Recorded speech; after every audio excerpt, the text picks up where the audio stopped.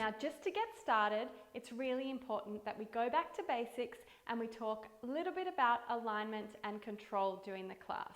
So this is a very short video, so don't worry, it won't take long to watch.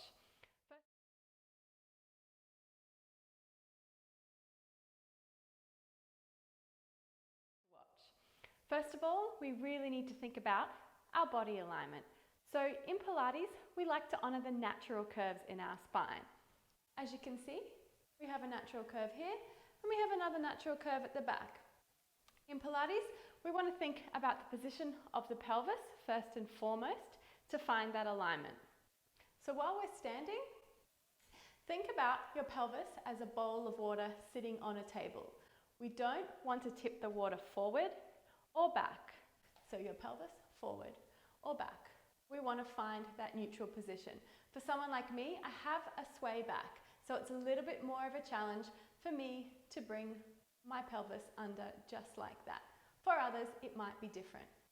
When we think about the upper back, we definitely don't want to jam our shoulder blades back, but we just want to think about opening across the collarbones and slightly drawing your shoulder blades down in towards your back pocket. So that really takes care of the spine. We've got the pelvis in its neutral position, not spilling water forward and back.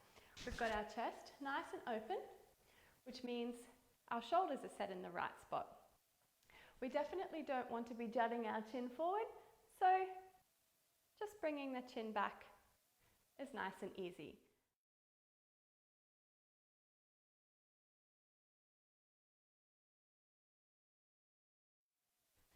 So if we lie on the floor like this, we'll start with the feet.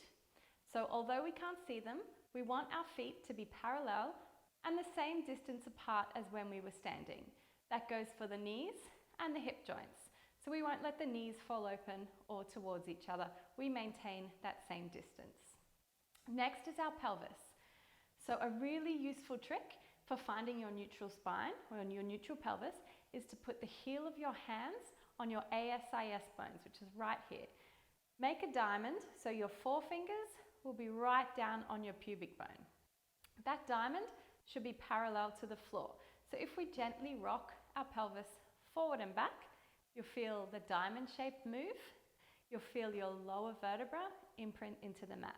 So somewhere in those two extremes, we find our neutral, parallel to the floor. Place the hands down by your side and consciously relax those shoulders down into the mat.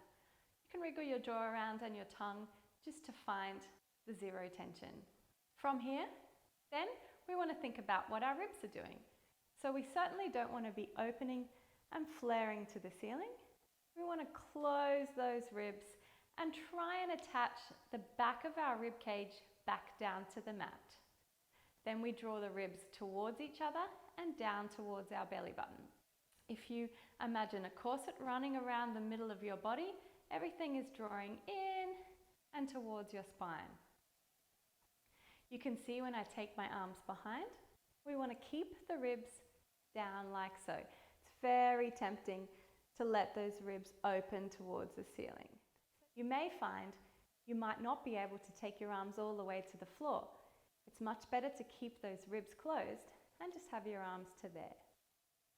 The other thing is not to press down into the floor with the palms of your hands.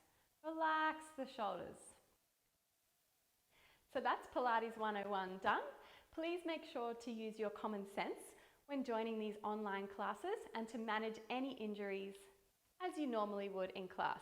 If something doesn't feel right, just take a break or adopt one of the many modifications that I will offer. Most of all, have a great time, and I'm so excited to finally be getting my classes online.